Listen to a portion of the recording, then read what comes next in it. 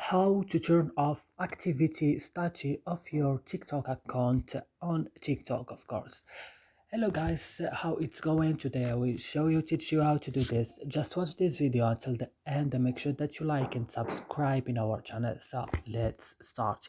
First step is going to TikTok, then open it. After this, when your TikTok is opening, it will open on home automatically. You will just go down here on your profile and open your profile. Then when your profile is opening, you will just go up on this three line and click, then go to settings and privacy. After this, go to privacy and click again, and then you will find the second option, activity status.